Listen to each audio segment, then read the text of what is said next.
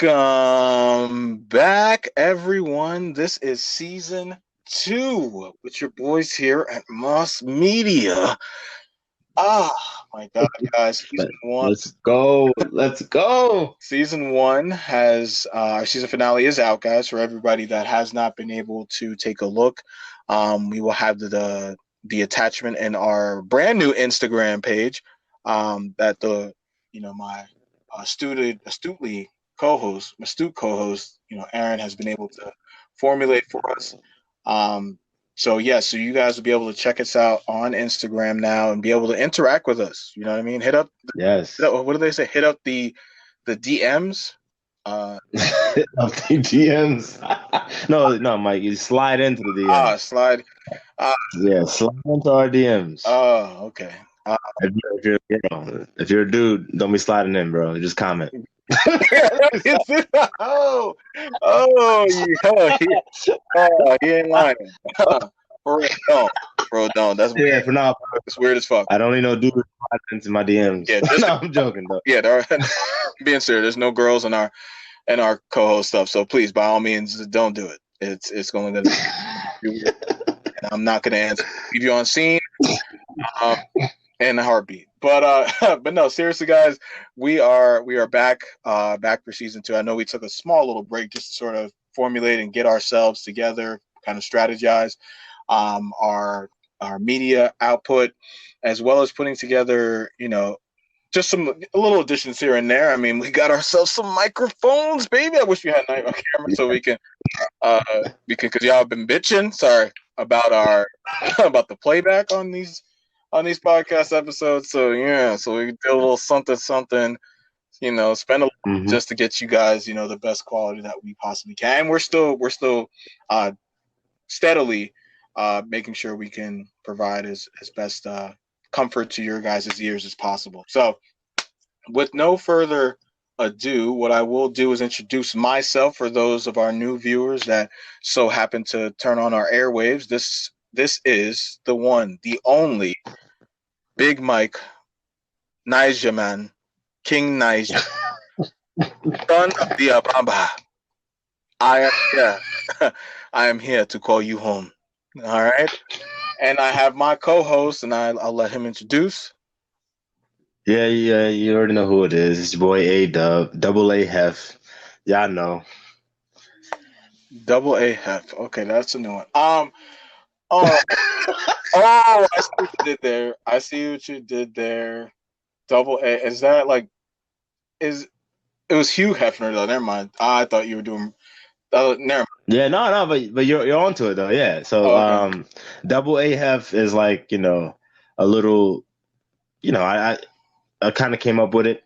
It's a play to Hugh Hefner, so like A Hef. So the Hef is there, and it's also, my brother and we're trying to start this property management company. Oh. And then so now we have this like whole different what's it called, like a group chat where he's big hefty and I'm double A Hef. You know what I'm saying? So Got it. so it's like a double entendre. So I use it for both, obviously, and then obviously I have the album I'm working on right now. So Oh yes. out there too. You know what I'm saying? So Wheezy F baby. You know what I'm saying? Double A Hef. Please don't. You know what I'm saying? Hey, I'm just, Please don't copyright us. Yeah, yes. Aaron is a budding artist, and we look forward to seeing that album drop pronto stat, and you will get it here first on M.A.S. hell yeah. All right.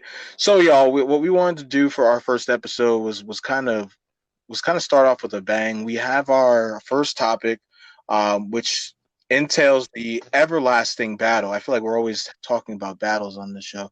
But the everlasting battle between Africans and African Americans. Hey, Jesus. Jesus of the past. Okay. You know him, you see him. I mean, I don't really know how much more I can add to this budding saga that has gone on since the tale of time, since Africans had been taken from their motherland and brought upon to the salty shores of America, and also the Caribbean and other countries throughout, the Western Seaboard. Sorry, the Western Hemisphere. And I think, as we've seen, there's always a sort of unspoken tension, that has existed between the two sides. And what I wanted to do today was kind of bring some insight, or bring some sort of, some light as far as to where this is coming from. Where does this exist from? I mean, we hear comedians talk about them all the time, especially African and African American comedians alike. So what I wanted to do first is kind of talk about the historical context that exists between this battle, and sort of move on from there. So first, I'll leave it to my co-host, Aaron, because I'm talking a lot. Please, by all means, what is your view on this battle? So, thank you for opening up. So my view on this is pretty. I don't want to say simple, because it's not, but it's also not that complex either. Right. It's more or less. It's more or less, like, if you know your history, I should say, if you know your history, then yeah, it's not that complex. But if you don't know your history, then the words that are about to come from my mouth might be super foreign to you, and you might have to, as they say, fact check me. But by all means, whatever I say, please, if you don't think it's true, whatever, please fact check me. I'll even say the same about Mike. For the most part, we try to bring you straight facts, and straight views from our perspective. I'm not sitting here saying that everything that I say is going to be correct, but I try super damn hard to make sure that it is. All right. Absolutely. So with that being said, as long as you know your history, then it isn't going to be that complex. And as it's pretty basic history, but I still come across some people that don't know or didn't know that that life, human life, quote unquote, originated in Africa, right? Like that's literally the motherland. It's called the motherland for that reason. There's people that don't know that, but obviously that's what it is. All right. Now, from that, it's easy to say that everybody on the planet Earth has origins that somehow would date back to Africa, even if you have to take the long way. You're going to find your way back there somehow, even for the whitest of the whites. What I'm saying, the caucus of the most Caucasianist. Yeah, that's what the history says. So now, obviously, that's super basic, and I'm sure people aren't trying to hear that.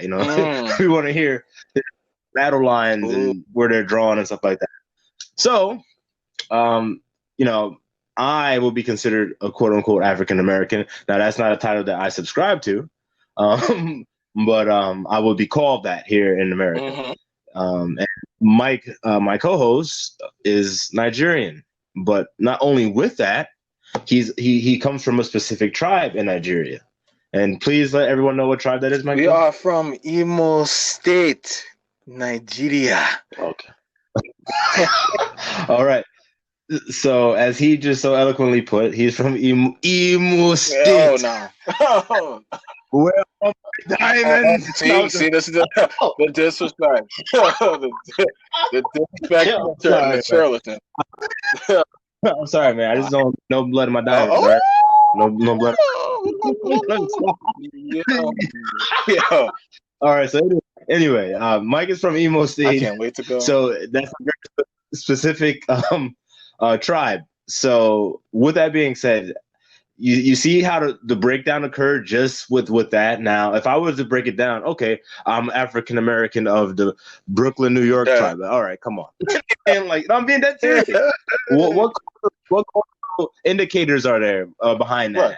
What cultural strength is there behind that? Now, obviously, when I meet people out, where where are you from? I'm from New York. Oh, what part? I'm from Brooklyn. All right, I'm like, oh, wait, what part of Brooklyn? You know what I'm saying? It's like, oh, Flatbush. Oh, I'm from Bed-Stuy. You know what I'm saying? Atlantic and Utica. Oh, okay, I know. You know what I'm saying? Like, yeah, there's that camaraderie there. Right. That sense of, I know what you know kind of thing. But that's about as far as that goes. So, just to let you get back in. And I know I said it's going to be simple, and I'm kind of like ranting on, but no, it's it's you to address it or to have the conversation. You have to know certain things like that. You have to know that obviously Mike has a tribe. For me, when I think about Africa, I don't just think about Africa like a freaking country. Some people actually think of Africa as a country. Oh, no, yeah. It's for Oh, real. yeah. And it's not a country. It's a continent. It's a super large continent with many different countries, and these countries have many different tribes within them. And I think we, even like the quote unquote black community over here, and the community outside of Africa as a whole, Mm-hmm. has been doing a huge disservice to Africa by only trying to just put you into this very small group of African, and that's it, and not appreciating all the different tribes, because all these different tribes have history, Right. a very rich history. So I'll let you go, and then obviously it'll come back. No, of course. So I'm gonna take two routes, right? I'm gonna take the comedic route, and then I'm going to take the more serious historical route.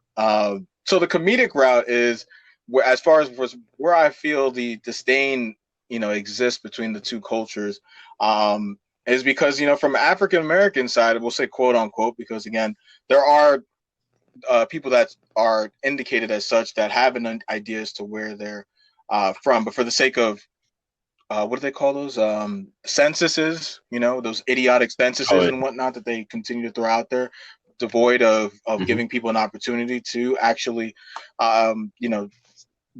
segregate themselves into and put themselves into a class or a ethnic group that they subscribe to.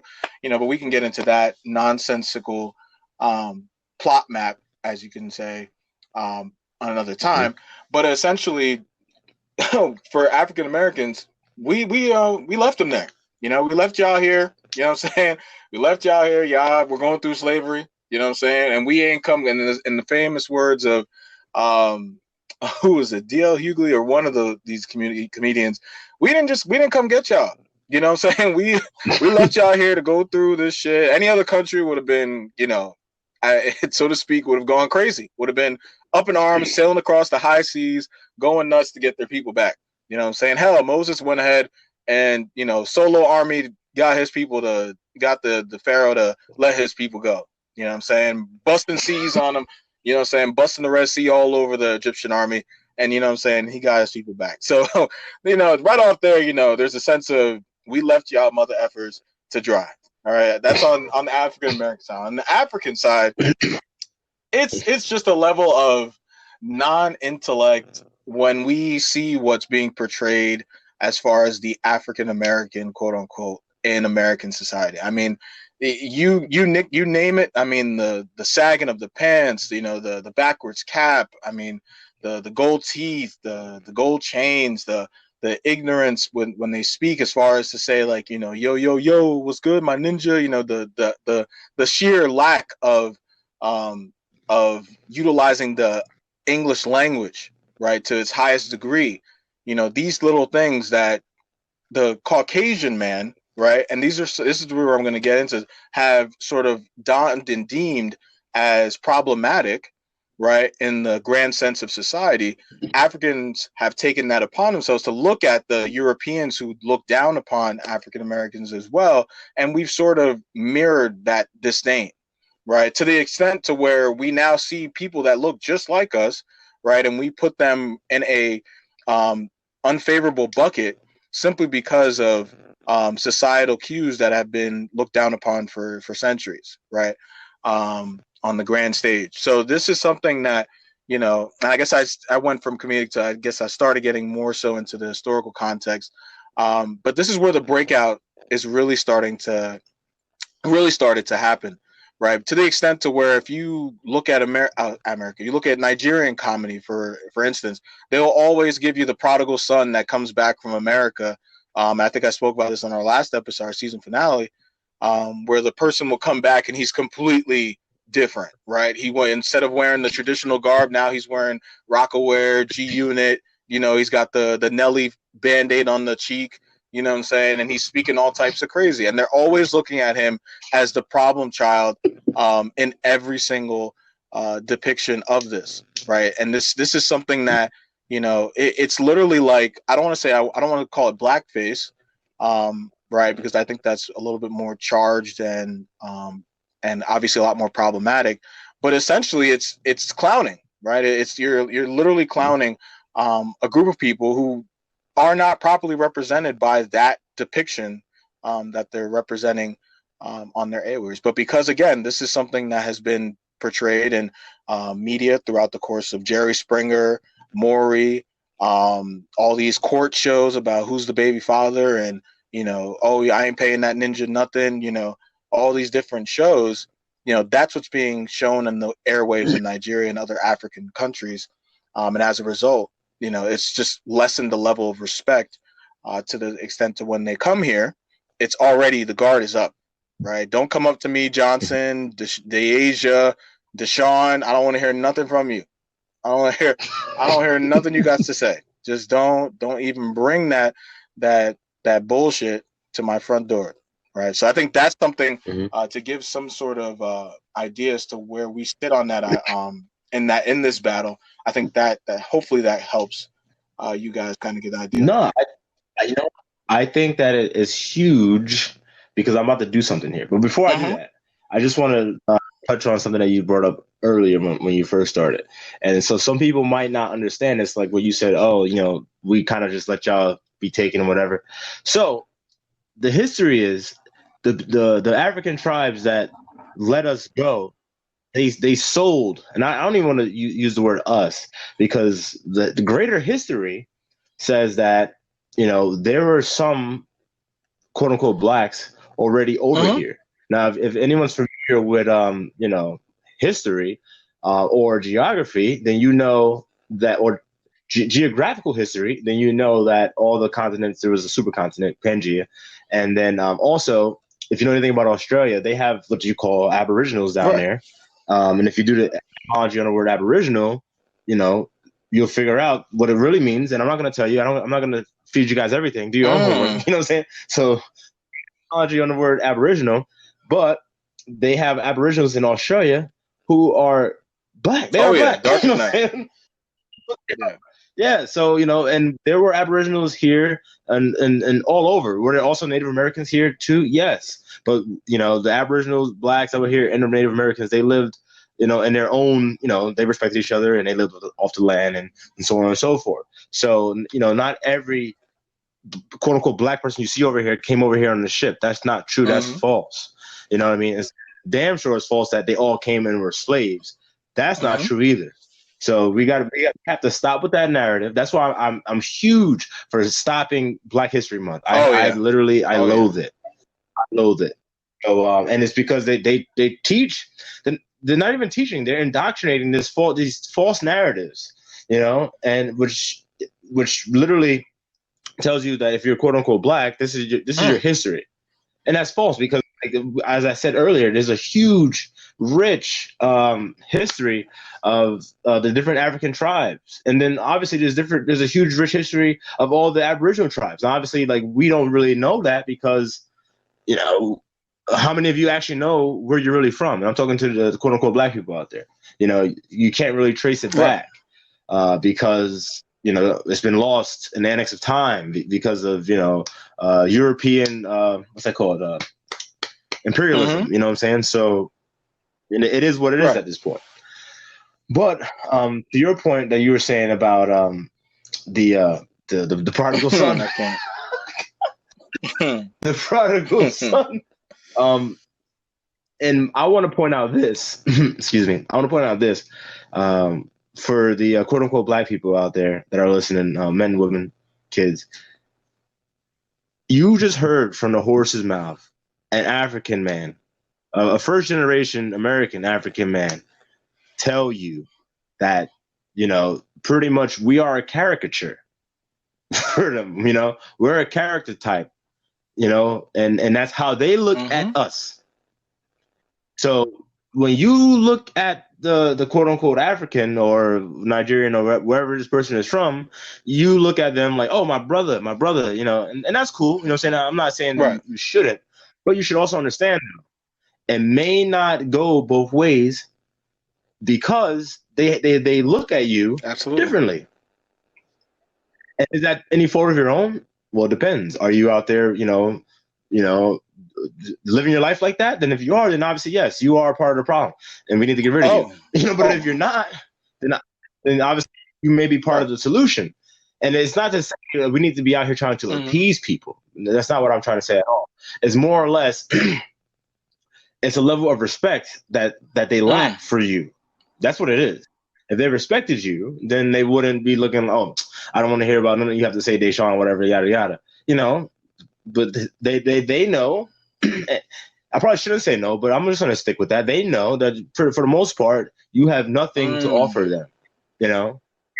And if the quote unquote Africans, the people who look most like you, quote unquote, black man and woman, think that of you, then like I don't know why you're so surprised when the Eastern Europeans come over and they walk around with their nose up, they think they're better than you and stuff like that. And even Right. the Indians, even the super dark Indians, you're surprised. No, you have to understand like how we are being portrayed abroad. Like that is a reality. And as long as we keep feeding into this reality by embracing, I got the new J's. You know what I'm saying? I spent this much, but I live, in Section 8, stuff like that. And whoa, that's a problem. I'm not saying that you can't buy nice clothes, nice things. I'm not saying that you can't or you shouldn't. Live the life that you want to live.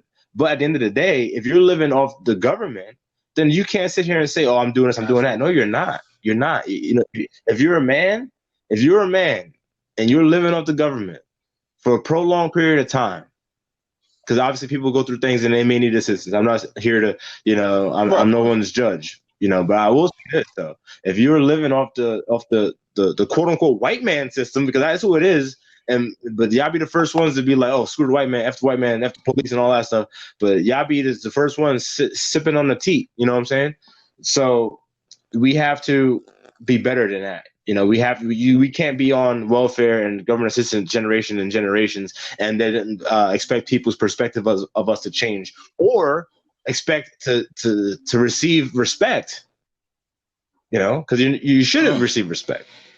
I think, and those are all very, very valid points. I think from the African side as well, it's that sense of broken community here, and it's that sense of the home just seemingly, right? Because this isn't all, right? This isn't anywhere. It's not even, I can't even say it's most, right? Households in the African American community, quote unquote.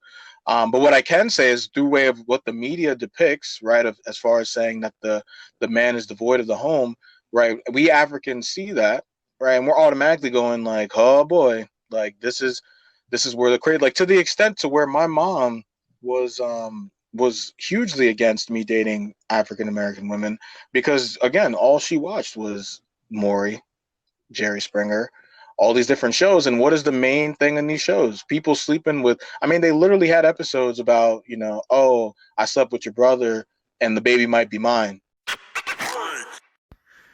Hey y'all, it's Mike. If you haven't heard about Anchor, it's the easiest way to make a podcast. Let me explain. It's free. There's creation tools that allow you to record and edit your podcast right from your phone or computer. Anchor will distribute your podcast for you so it can be heard on Spotify, Apple Podcasts, and many more. You can make money from your podcast with no minimum listenership. It's everything you need to make a podcast in one place. So if you don't do it now. Download the free Anchor app to go to anchor.com to get started. Thank you guys and catch you guys later on our podcast.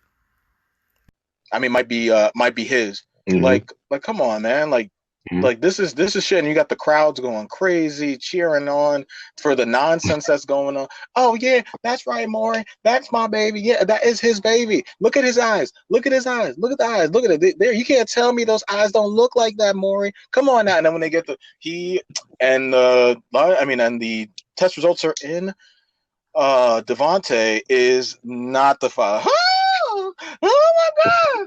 Oh my god! And we gotta, and this nonsense, right? This comical nonsense that we see on every day because it's syndicated all across the world, right? Which people don't know. People don't understand. Like Jerry Springer is out here, like in the world stage, right? And I'm sure this mother effer is rich as hell because again, this guy is all over the world. His shows from the early '90s to the now. as well as more, are being syndicated across the world, right? Because you think these networks only have a hand in just this in this media market? No. How do you think these guys are, making hundreds of billions of dollars? Some of these networks, they're able to transcend into other countries, and this is what they do and they do it at cheaper margins, and they are able to then project. I'm how I hate the media, but this is how subconsciously this is being projected as far as the livelihood of those that exist on here. So now when you're an African, unless you, like me, educate yourself on the plight of the quote unquote African American, you're not going to really have a ton of respect until you actually come across one that shows you different, right? Like any person that you meet, and it didn't take, for me, it took me taking an African American history course in college, joining an African American an African American founded fraternity, to really to really find that respect and the love that I have for those that have been, sort of casted aside into this country, right? As, basically against their will, right? Like this is something that, that's where I've been able to sort of gain that love for my fellow brother, and not a lot of Africans are given that opportunity, right? Because again, not everyone is, because again, you're not going to care about African American history if all you do is go to school. If you go to school in Oxford, or if you go to school, because a lot of African parents that are well off will send their kids off to England, because it's a lot less travel than to come to America. But if you really have money, or you win the lottery, because they have a visa lottery in Nigeria, where you'll be able to win an opportunity to come to the United States.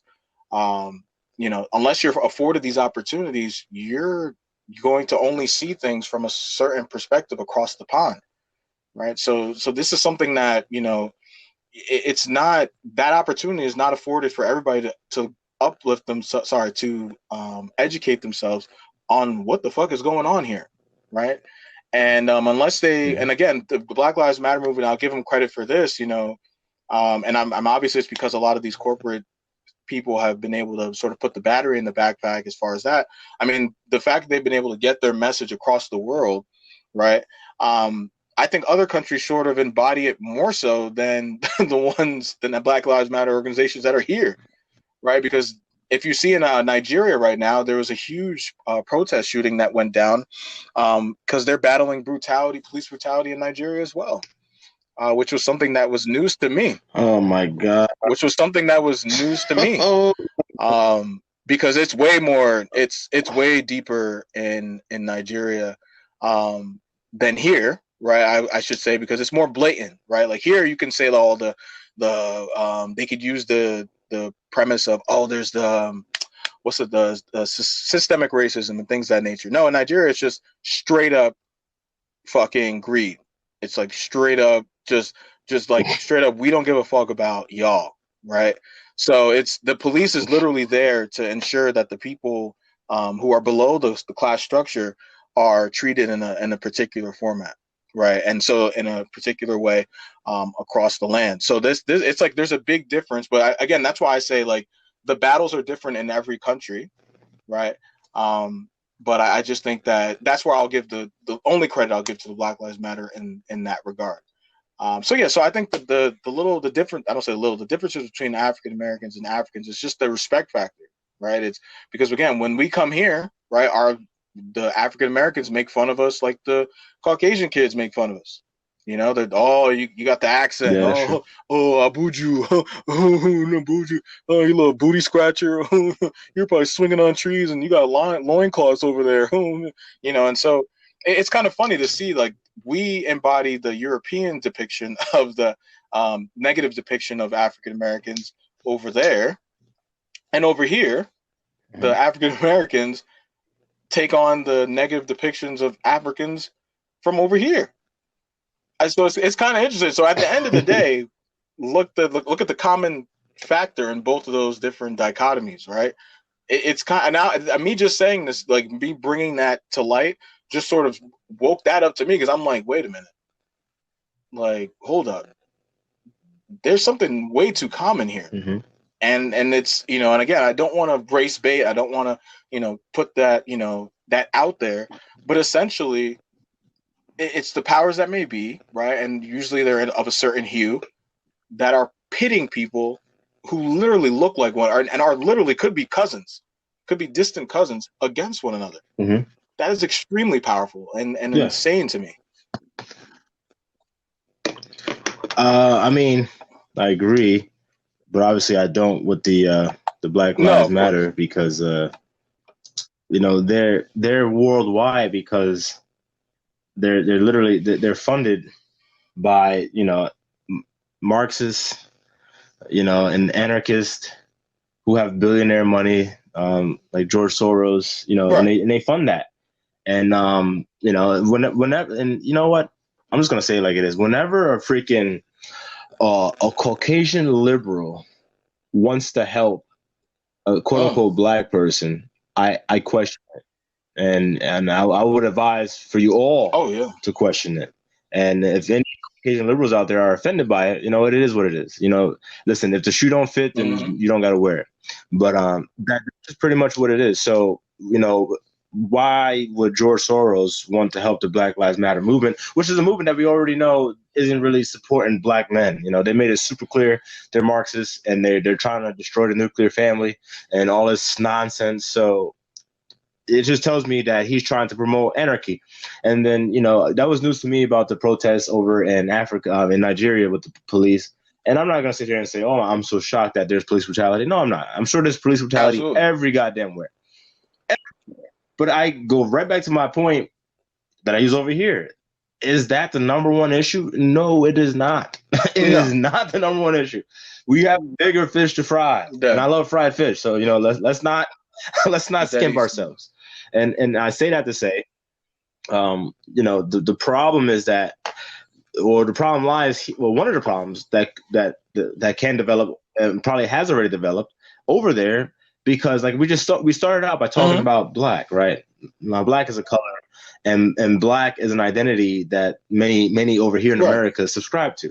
Now, like Mike, when you come over here, for being African, and they call you black, you're like, whoa, wait a second. You know what I'm saying? Wait, exact my point. So now Black Lives Matter abroad, not now, they've been abroad, but now, as you're saying that they're having influence in Nigeria. And that just tells me that now they're stirring anarchy over there. Well, let's be careful, right? Because I'm not saying that Black Lives Matter there's Black Lives Matter slogans in Nigeria, but and they're ranting and raving and causing chaos over there to that end, right? Because I want to be clear, like there's a huge difference between the fight that's happening here, and I'm sorry to cut you off, but there's a big difference between the fight that's happening here, right, and the scale of the fight that's happening in Nigeria. Like when I say there's open corruption, right, where if I want to buy a piece of land, right, if the police officer can coerce, right, a family into giving up ancestral land, simply based upon threats, simply based upon certain different merits, right, and different different actions that can create issues between families, right, to the extent where people are being left out on the streets simply because people are getting greedy. Right, so I just think the battle, and I'm not, and again, I don't want to throw, because I don't want to say because I don't know again if Black Lives Matter is in this fight that they're having right now. I just know that when we all know when the Black Lives Matter initially this summer went crazy, right, all across the world, we all saw it, right? Different countries were putting that up, but I just know that there is a police brutality fight in Nigeria, and it certainly hits more so close to home because we see corruption here. But it's sort of in the shadows. Over there, it's as blatant as can be, right? The government just does not, literally, openly, does not give a fuck about its people, right? I've read that, but that's historical. It's not about black. It's not about being black. No, they're not being fucked up because they're black. Everybody looks the same over there. It's completely. I wouldn't call this a Black Lives Matter movement over there. Just so that way I'm clear. Because all right. See, so it's independent. Yes, it's within the country. All right. But I get your point. You're absolutely right on that. Yeah. No, but that's also throughout many different African countries, post-imperial. Yeah. So and that's a problem over there that needs to be solved because I don't want to see that. And again, like I can't speak on that as like a countryman for any of those countries because as far as I know, I'm not from the majority of. Obviously, I can't be from all of the goddamn African countries. Yeah, it's a lot. You know what I'm saying? So regardless, I just don't like seeing that. I mean, and that's their problem. If I could help, I would help. But I do think that we have our own problems that we need to focus on. So anyway, I digress because I don't really want to spend a lot of time talking about the Black Lives Matter movement, or should I say the Black Lives Matter problem? Because that's their problem. But also, anyway, they have gone worldwide and they have, been in Africa. And there's there's a lot of Nigerians. There's a Nigerian population in England.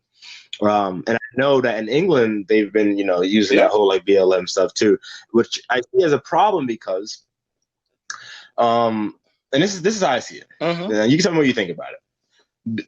Over here, you already know how I feel about the term black, So now the BLM movement is pretty much taking that around the world and saying pretty much, now this is boiled down, all right, what I'm saying, and they've never said this outright as far as I know, but this is what it comes across as. If you are any hue that is brown or thereof, you are black. And you should subscribe to what we're saying to you. And if anything has happened to you, then you're black and you need to get on board with this. So what they're doing is they're breaking down these cultures, because if everyone worldwide subscribes to being black, that's a problem, because now you lose your culture. You lose all that comes with it. And the huge problem that I think that plagued a lot of the great minds of the early 1900s and late 1800s, like post-slavery over here, is that, like for Marcus Garvey, he was Pan-African. He wanted to pretty much, unite all black people, which was he said all people that are black are descendant of Africa. Now, is there some truth in that? Yes, but like that's just super, super broad. You know what I'm saying? So, and then obviously, even the Nation of Islam, to a degree, decades ago, were not against going back to Africa and stuff like that, but they wanted it to be funded by the U.S. government and stuff like that. So my thing with that is their problem was they were trying to overgeneralize. Oh, we're black, so we're African, and all blacks are African, and that's not true to a degree. Because, like I just said, you said, there's obviously tribes in Nigeria. Nigeria has infighting. There are tribes in Nigeria that do not like each other, and they will be quote unquote black over here. So you cannot just say, "Oh, we're blacks. We're all this." No, and that's just the huge disservice that no one wants to talk about and address. Just because you are quote unquote black over here doesn't mean that you can go to Africa. But my people, whoa, motherfucker. You got to do your history. You got to do some homework, and a lot of it, if that's what the hell you think. And a lot of them, they thought that. They were huge on that. And it's like, but where are you going to go? You don't even know where to go. And I'm not sitting here saying, like, oh, I know more than you and whatever. But like, it's not that easy just to go to Africa. And I say that to say, back then, if BLM would have been around back then, telling everyone that they're black, that might have helped them to a degree. But it also might have, and also I can see how it would have hurt the global, quote unquote, African diaspora if everyone subscribes to this black moniker. You know what I'm saying? I do. You get what I'm saying? Because I think it's dangerous if everyone on the planet that was of brown hue, and like I said, and thereof, subscribe to being black, and then obviously you lose culture, because people over here and people over in Nigeria, we have different cultures and history. We're not the same. We're not the same. We may have some genes that may align, but according to the quote unquote Caucasian man, human beings and chimpanzees are super close when it comes to genetics. So what the fuck does that really say, just because we have genes that are close? You know what I'm saying? What does it really, what does it really say? Is that a reason for us just to be like, oh, we're all black? No, I think we lose more than we gain. And again, I think that points out the ills that the BLM is trying to put forth. And I'm not trying to be or come across as a conspiracy theorist. That's just how I see it. That's how I see it. You know what? And I absolutely agree with that take. I mean, I think starting with your breakdown of sort of the BLM bringing itself abroad to obviously with Nigerians, Jamaicans, because there's a huge population of Caribbean people in England as well. And I think what happens is that a lot of those kids are well traveled, right? So they're able to come to America on holiday, which is what they call vacation and things like that. And they're mingling with people and African Americans and such, and like getting an interesting take on what it is to be quote unquote black in countries governed as such, like ours. And so they take it back to London, right, and England and things of that nature, and they bring that sort of energy and that disdain, and they see the same characters, just a different accent over there, and then it just becomes the same battle, right? Which I think can create a dangerous sort of dichotomy and environment for those parties involved. And something that and to your identity point, I think that's a very powerful sort of powerful moniker to address, because if I even again, guys, when I talk about these things, when I bring these sorts of people up, I know there's gonna be tons of people like, oh, this guy's, oh, he's a this, he's a that, he's a Semite, anti-Semite, and all this. But Louis Farrakhan, right? I think the power. What I will advise people is that the power of an intellectual is not to say that you believe everything that you hear, right? It's to say that when you hear something, right, you don't automatically disregard it simply because it provides no value to you just off of hearing it, right? It's to take it in, right, and then be able to say, you know what, there may be a point there. Let me go find out more, right? So something that Louis Farrakhan has always been a proponent of is sort of this whole go back, aspect of that a lot of Caucasians and other likes in America will use to people who don't necessarily sign on to every initiative that is projected onto peoples in America, whether it be for their benefit or for their detriment, right? And what he says is that, like, so for you, right, you can go back, right? You're Italian, but with those people that were here first, the Native Americans, if you ask them whether or not they want you here, what do you think their answer would be? Right? So before you go ahead and tell other people to go back, right, understand that you are a traveler just as much. Like, the only difference is that we came, well, I don't say we, but those of my, of my hue, were brought on, like, we're forced here, right? You just so happen to say, you know what, I'm not saying all, but there was a huge population of those who were brought here forcefully, right? And to say that, there are Italians and Irishmen and women that literally, oh, there's a potato famine. Oh, we out. We're all jumping ship, and we're going to America, right? Well, yeah, we're gonna struggle over here because we ain't got shit. But hey, fuck it. They already got something over there, so let's go ahead and fucking take it. You know what I'm saying? Let's make a yellow brick road out of this bitch. And then, here they are today, right? Coming in here with their Jersey Shore and their St. Patty's Day parades and all that bullshit, going crazy, right? But I say that to say, when we're bringing up the context of understanding your identity, it's so powerful to that degree, because people need to. I feel like there's so much attention on making that duality that you always talk about, Aaron, as far as black and white, and it's got to be either this or that. Like, we, even in our conversations with people, they are so stuck on creating simple dualities for situations that are extremely complex, right? And I think there's a laziness, and this is the word I always use when people want to say, oh, oh, this is a black guy, or this is a black, that automatically shows me right off the bat that you didn't take the time to get to know that person that you interacted with, right? Because if you want to describe that person, just simply call it like, he looks like me, right? That I don't really, if you didn't get to know him, then just, or her, just say that I don't really know this person, right? But just to be like, oh, this is a black person, this is a white person, I feel like that's such a lazy take, and so when we start talking like that, we automatically, the intellectual level starts automatically in the conversation that you're having with people starts to lessen, right? And I think we've taken the bait, from the people in the 1%, and we've essentially taken the bait as far as the race battle, and we've created the animosity between one another to the point where people are like, if Trump wins, there's going to be a race war, and I'm like, oh my god. Yeah. I'm like, oh my god. Like, this is the shit that Africans are seeing from across the pond, and they're going like, motherfuckers, like, we got people here that haven't eaten in weeks. Like, we just got, like, there's a video where they showed that they were, and this is the type of thing I'm talking about with the government. They were hiding stockpiles of food and other supplies in storage houses and warehouses, and people just found them and they like rambushed them shit. So you just see like a whole bunch of people with like carrying rice on their heads.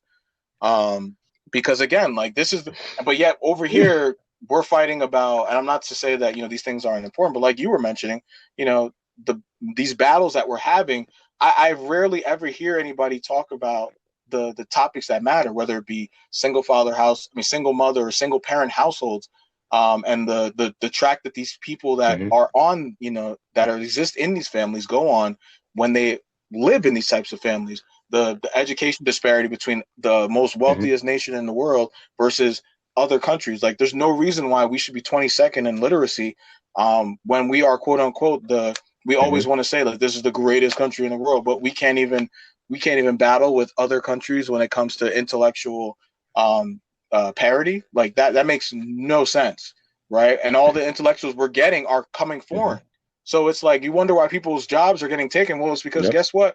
When they have these outreach programs, and they're literally siphoning kids from a overpopulated China to come here to just a regularly populated United States, and they're saying, hey, well, look, you might have been a B+ student or a B- student in China, but over here you could be a 4.0 fucking haver, go to Harvard and go crazy.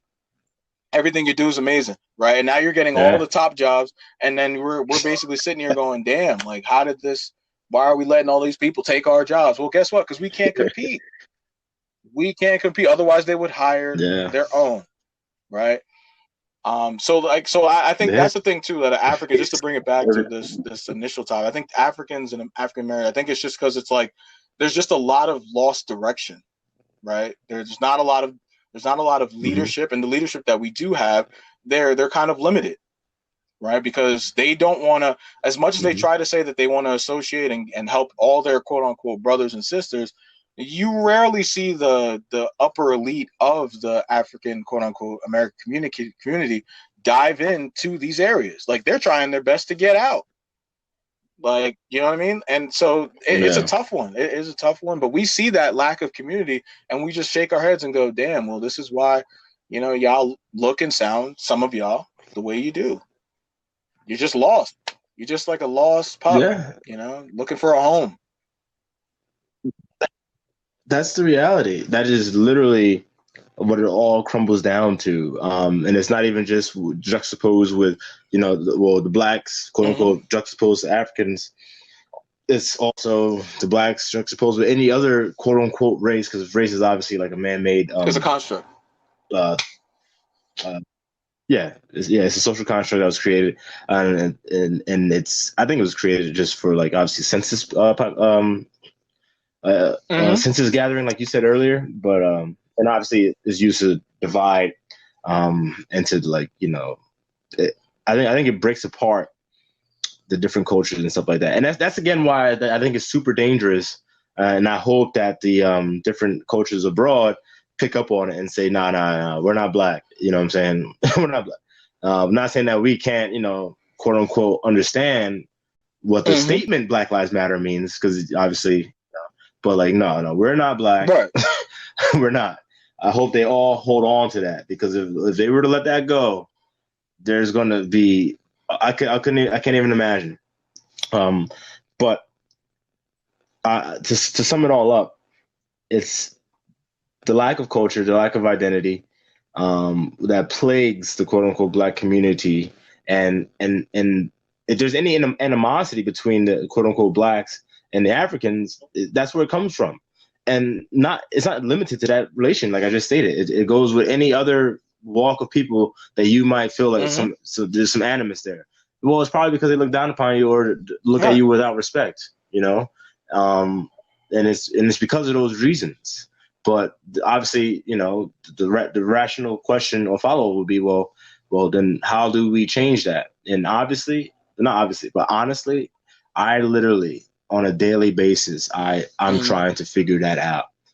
That's pretty much like what I've dedicated myself to, trying to figure out a way to do it. Because we all seen, the Malcolm X, Marcus Garvey, the Martin Luther King. We all have seen, their rendition of, trying to get things done. And is there some good that comes from the Nation of Islam, even with Farrakhan? Yes, there's a lot of good, that you could take from it. But like, there's just not quite I agree. it. You know what I'm saying? So on like every single day, I'm thinking about what the hell can I do? But the issue is, and I'll let you guys in because maybe someone listening might be able to assist me. The issue is, I could go out there and start, another podcast channel where I'm trying to address issues to the quote unquote black man. Because no offense to the women out there, but the change ain't gonna come through y'all. You know what I'm saying? I think women pretty much just go with whoever's in charge. And obviously right now the white man's in charge. So at the end of the day, that's who they're going to take their orders from, and take that as you will. But I think that's just what it is. If the Chinese were in charge or, the Indians were in charge, they would, that's just the nature of the woman, I believe. And I think that it's up to the quote unquote black man, the patriarch, to be reinstated in the community. But again, even if that were to happen, there's still divide, because if you had 100 different black men in a room, and then I said, all right, all my Christians stand on the left, all my Muslims stand on the right, all my atheists. Now there's already divides just based off stuff like that. You know what I mean? So because obviously there's no culture.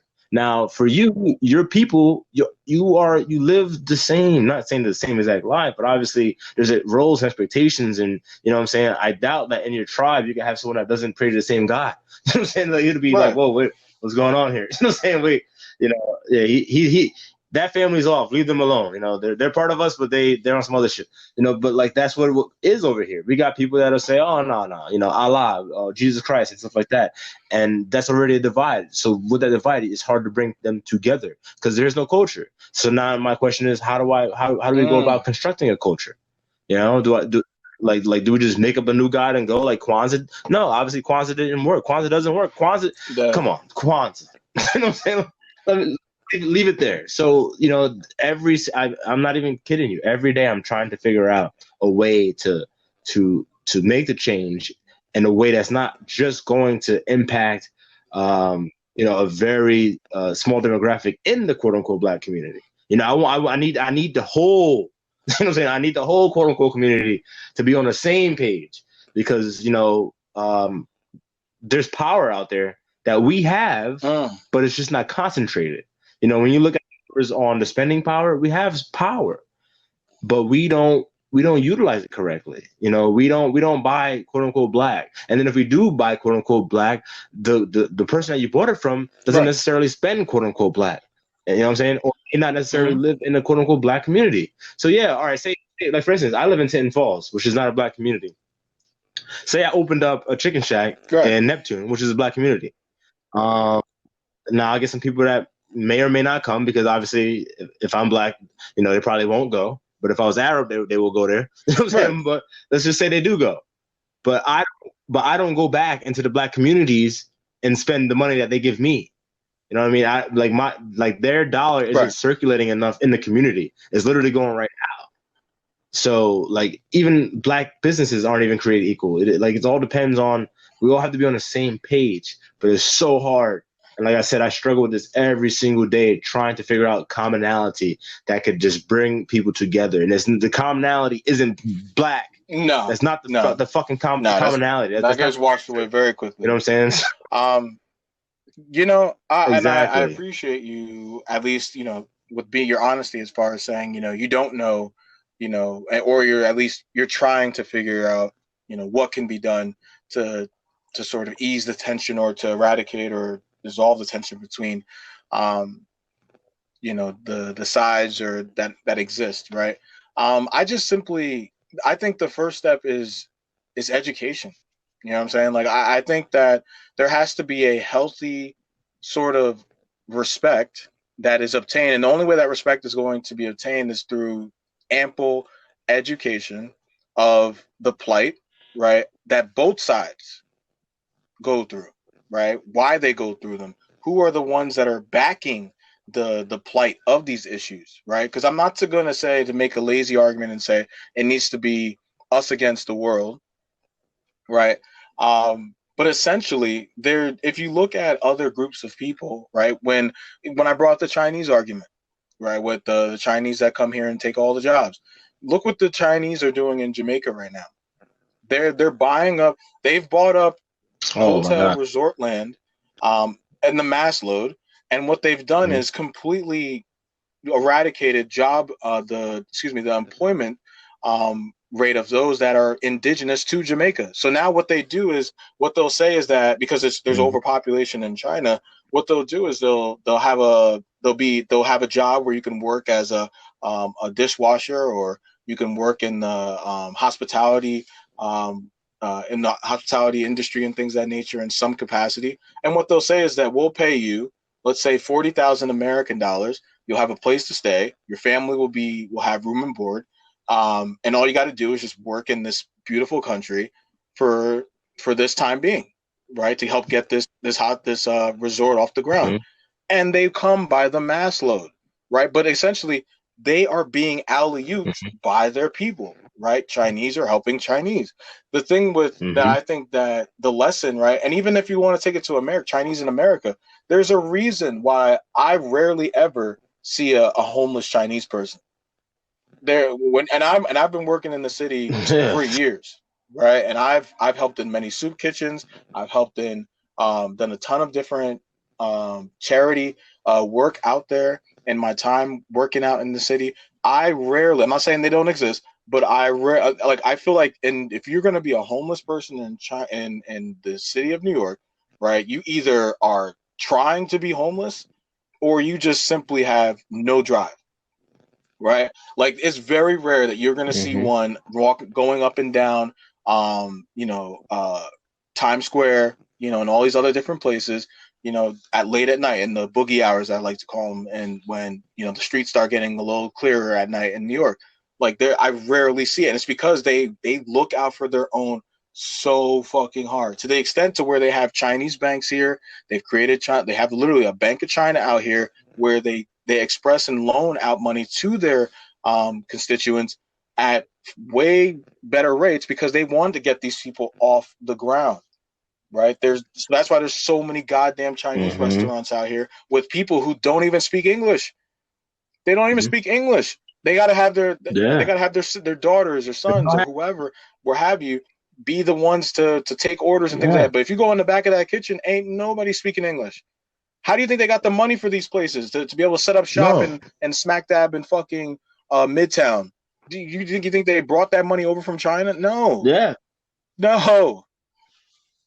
Yeah. But you know what the problem is though, Mike, that I speak about all the time is that, um, like for instance, the pro blackity blacks, Mm-hmm. and I have a lot of them in my family. They always rant and rave about, oh, we got to get out and vote. We got to get out and vote. Did you know Chinese Americans have and have had the lowest voter turnout I wouldn't be record surprised. in years? Because you know what? They Absolutely. don't focus on that bullshit. They Nope. don't focus on that bullshit. They don't focus on that bullshit, and they're doing better than you. They got Chinese restaurants all Mm-hmm. in your quote unquote And community, they love them. and I double quote And they because love obviously the the shit out double, of them. yeah, yeah, and you love them. You go The French fries, get chicken wings, pork fried rice, you know, and all that money. No, I'm being dead serious. All that money, look, first and foremost, like I said, it's not staying in the community because first, it's not your community. If you don't own anything in your community, mm, it's very hard for me to sit mm. there and say it's your community. Point blank. Period. So it's not your community first and foremost because you don't own anything. And then those of you that do own it, you know, a lot of them, you know, I'm Right. not trying to say that they're bad people. They want to get out. But then I don't think they understand that, you know, you're out. You can help and be a part, but, you know, by being an entrepreneur and creating jobs for people, for your own people, you know what I'm saying? Instead of them having to go to the white man and Create ask heightened for a job, you know, expectations. you can create the jobs.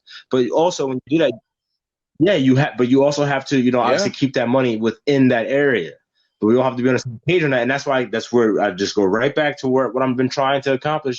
And it's like I'm in like a circular, like I'm just spinning my goddamn tires, and it's actually aggravating. But like you said, the Chinese, they do great, for each other. They have that Yeah. very strong culture, where like any one of them was fucking up. You know what? They're not coming Absolutely. to America. Period. Point blank. You know what I'm saying? Like that's it. That's it. So they're all on the same page, and they're all about this money. That's why they're Thank you. trying to just be open. Bless you. 6-7 days. You see the same dude working there 6-7 days. You know what I'm saying? But then you got niggas over here. Excuse my language. Just like, oh man, oh they want me to go back and then tomorrow. Oh man, like come on, man. Come on. You know what I'm saying? I got this Chinese dude working every goddamn day, talking to people that he can't even fucking talk to, getting your money, literally working Yeah. 6 days a week from open to close, cleaning up and everything, man. And we out here, we can't do half that. You know what I'm saying? I'm not saying that we can't. There's people obviously Yeah. that work hard and do their due diligence. But overall, when you go to the hood, but it's like you got this overrun with the matriarchy, and it's not working. It is not No, working. the And statistics I don't want to prove make that it it's seem like not. I'm railing No, on my people. the statistics prove But it. I it's mean, and I not. think, but that's why I say the connection it's so broken, right? And that education level is just not there, right? Because I mean, there are very few, quote unquote, African Americans that take the time to even go back to Nigeria or go back to these other countries, right? To really see what it's like, to see that there's not loincloths and tigers, lions, and bears, oh my, that exist, and nothing but savannas out. Like, it's not the Lion King 24/7 in every fucking African country, right? And I think, and again, I just think there's a level of of respect that's just not there between both sides, right? Because if we're talking about the Chinese and the Jews and things like that, yeah, you might be broken up by what's the word, class structure, right? As far as how much money you make, but at the end of the day, you're all still one people, right? And even to some extent, right? Like, so Mm-hmm. that I think that, and I know there's other Asian countries obviously they look down upon each other in their own right, right? Because and you could say the same argument for them over there, but the problem is that they already have a healthy environment or engineering setup to where they're creating avenues of generational wealth for the people that look like them, and I think that we do such a disservice with one another, right? When we automatically take away opportunities for advancement from one another simply because of a misunderstanding that's been projected through, you know, through the media, right? And I think it's again because both sides generally, right? I'm not going to say this is the overwhelming case, but I will say that most people aren't taking the time out to really get to know, you know, what's going on in these fucked up communities, right? On both sides of the pond. And I think until we sit down and we actually see our commonalities, right, or at least help with creating that commonality, there's always going to be a sense of divide where you're going to see Africans come here, right, and you see the statistics. Africans that do come here project higher when it comes to income, um, and as far as advancement when they come here from an educational as well as from an employment standpoint, right? And it's because again we keep to our own, but instead of kind of blessing, that's something I think when you mentioned, you know, what the work you're trying to do, I think that's something that I've kind of tackled and tried to figure out how I can best sort of invoke my culture and my expectations and things like that into the people that live here, right? And I think it's just how I carry myself, right? It's to say, like, if you look at take away my name, right? If you hear my voice, you see the things that I accomplish, how I talk, right? This color, this face means absolutely nothing, right? Like, I can sit in the boardroom with the CEO of a major investment banking um, firm, and I can have a battle with the best of them on an intellectual level as well as even on just a relaxed level. But it's because I'm able to get my foot in that damn door. And I think there's just such a low level of expectation here for African Americans, quote unquote, right? That it's just until they, you know, they stop looking at themselves as victims, they will never be able to reach the height and level of prosperity that they want to, and it's on purpose. The government and those of which in power would I relish in that, because guess who's working those fucking dead end jobs where they're going to be hating themselves and beating on their wives for the rest of their lives? Caucasians, Latinos, Mm-hmm. and the Negro. Like, these are that's where they'll be for the rest of their lives, Mm-hmm. playing with that wheel and getting absolutely nowhere, right? And they're just falling for it. But that's the thing, that's the beauty of, I don't want to say Mm-hmm. the beauty, but that's the beauty of coming from Africa at this point now, is that we don't know shit about that wheel, and we don't want no parts of that wheel. Like, there's nothing in me that says I want to work a dead end job for fucking 30 years and call that a success just because I have a job and I'm employed. Hell no. Hell the fuck no. No. Yeah, So yeah, I exactly. think there's just there's Mm-hmm. so many things, and I think you're absolutely right. And I think you're really accurate as far as talking about how it's there's a lot of broaching areas to sort of cover, and it's very difficult. And I know we leave it up to the powers that may be in these communities to sort of be those beacons, right? But I think there's points in areas where we can inflict our influence, and I think that's why I love this podcast, is because we can use this platform, right, to be able to say what others won't, right? And I think that's so fucking powerful, right? Even if we are Yeah. just only getting 50 viewers, or well, that's a blessing, but whatever our viewership is, like, that's 50 people that are now going to, if they listen to the whole podcast, will now be able to see life and see the way things work from a different perspective. And that's all I can ask for, is give you that. And if you can take them from that, what you may, Yeah. and live your life even just a smidge differently as a result, my impact has already been made. And that's something I can only ask for. Yeah, I'm super happy for that too. Like I said, we don't have a huge listenership at the moment. Obviously, we're trying to grow it, but even the people that we do have, we do appreciate you.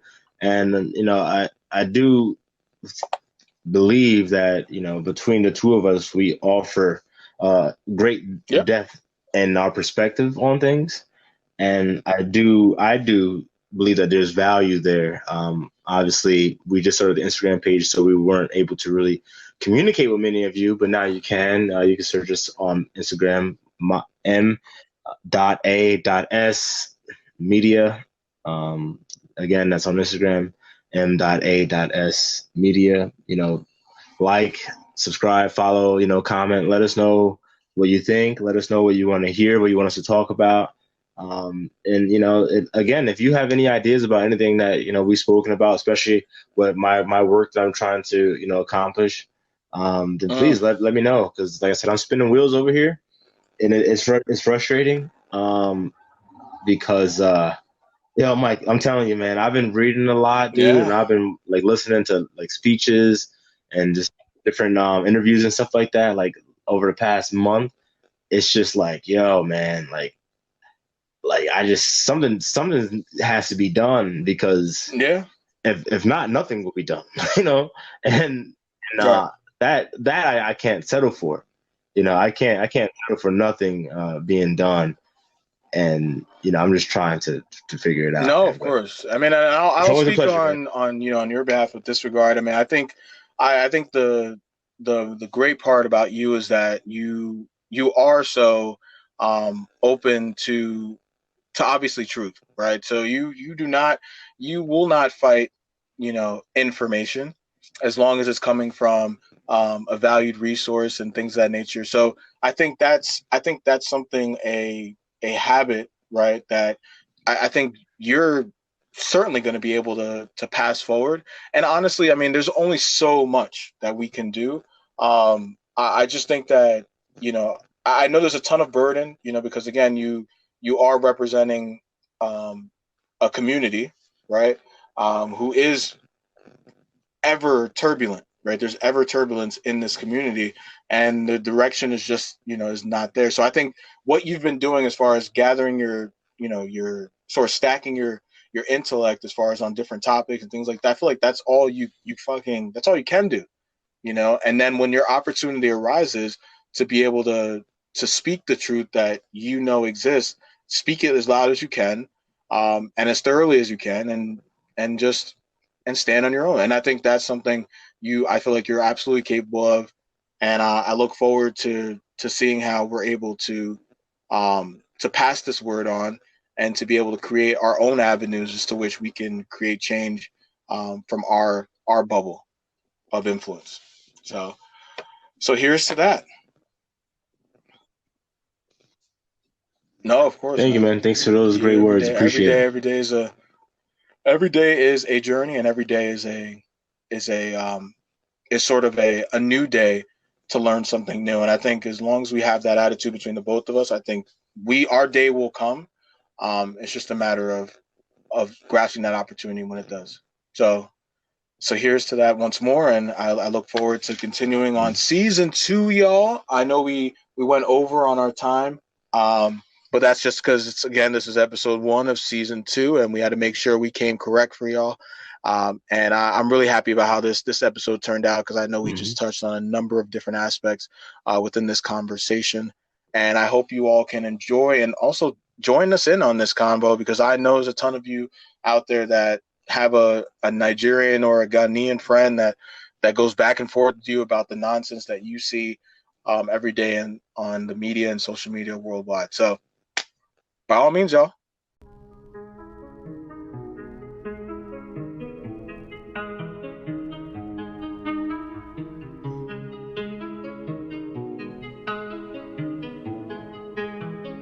Are you sure about that?